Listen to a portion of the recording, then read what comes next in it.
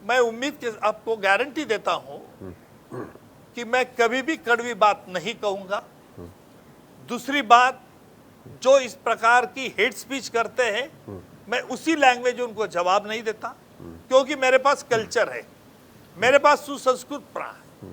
मैंने जो भी शिक्षा पाई है, मेरी माता ने स्वातंत्र युद्ध में भाग लिया था, मेरी माता ने मुझे कहा था कि बेटा सच बोलो लेकिन बुरा मत ज्यादा बोलो।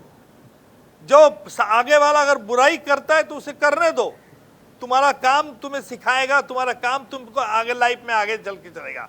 तो मैं इससे संतुष्ट हूं और इसलिए मैंने एक ठाम लिया है कि अगर मैं राजनीति में रहता हूं आगे चल के, अगर चुन के आता हूं, तो मैं उस हेट स्पीच को हेट नहीं जवाब दूंगा। बहुत बढ़िया।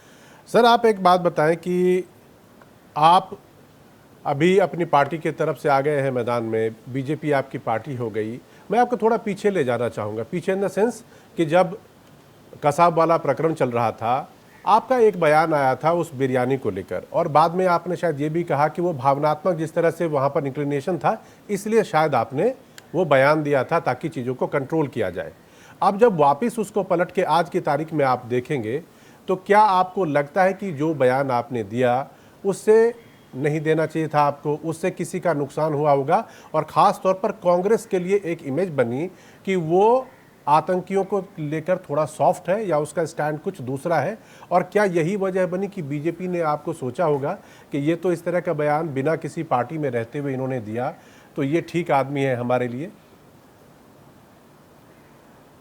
नहीं, देखिए, आपने अच्छा सवाल ये मुझे किया है और आपके माध्यम से भी ये स्पष्ट करता हूं जी कि डंके की चोट पे कहता हूं कि मैंने उस वक्त जो बयान दिया था उससे मुझे कोई पश्चाताप नहीं हो रहा है। क्योंकि मेरे दिल में एक ऑनेस्टी थी, कोई डिसऑनेस्टी नहीं थी। ठीक है। और आपको पूरा किस्सा भी आपको मालूमात होगा। मैं चाहूंगा आप दर्शकों को तो बता भी दीजिए। मैंने कोर्ट में जी, हाँ, जब मैं जलगांव का रहने वाला हूं मैं, और 2013 तक मैं बंबई में जलगांव बंबई अप डाउन करता था।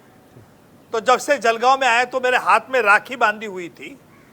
कसाब ने मुझे पूछा था कि बादशाह ये क्या है, तो मैंने कहा था उसे कि तुझे वो रेड थ्रेड मालूम नहीं है? तो बोले नहीं, हमारे तू तो लगा के आया था ना। तो उसने बताया कि नहीं, वो तो लखवी साहब ने पहनता, यानी जकीउर रहमान लखवी ने जी, ताकि हिंदू ऐसा उनको प्रोजेक्ट करना था। तो जैसे किस्सा मैंने बताया, तो वैसे जज साहब आ गए।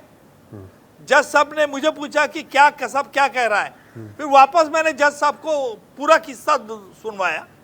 तो उस वक्त कसाब ने अपनी मुंडी मौन नाची कर दी और उंगली अपने आंखों में घुमाना लगा। आपके ही इलेक्ट्रॉनिक चैनल्स को, आप नहीं जी जी, लेकिन इलेक्ट्रॉनिक मीडिया को ऐसा लगा कि कसाब के आंखों में पानी आ गया, कसाब रो रहा है। उन्होंने ब्रेकिंग न्यूज दे दी कि देखो आज कसाब के आंखों में पानी आ गया, कसाब को बहन की याद आ गई क्योंकि निकम जी ने ये रक्षाबंधन का सब्जेक्ट निकाला और ऐसा। और मुझे आज कसाब तो एक प्यादा है, असली गुनहगार तो अभी भी पाकिस्तान में। इस तरह से एक चैनल पैनल डिस्कशन शुरू हो गया। शाम को हमारे ऑफिसर लोगों ने मुझे बताया कि एक इमोशनल वेव क्रिएट करने लगी है। तो मैंने क्या कहा, मुझे बोला क्या कसाब का पकड़ना, एक तो प्यादा सोल्जर को पकड़े आप, तो असली गुनहगार को अब तक नहीं पकड़ा आप। देखिए हमारे देश में ऐसे कई ह्यूमन एक्टिविस्ट हैं जिन्होंने आज भी कहते हैं कि अजमल कसाब आया ही नहीं था। आपको मालूम है ये स्टोरी? हमारा एक रिटायर्ड पुलिस ऑफिसर महाराष्ट्र में अभी करता है कि अजमल कसाब ये कोई पाकिस्तान से नहीं आया था, इसको खड़ा किया था। ये झूठी कहानी है। सो इस प्रकार के एक्टिविस्ट लोग हमारे यहाँ हैं क्योंकि हमारे देश में फ्रीडम है।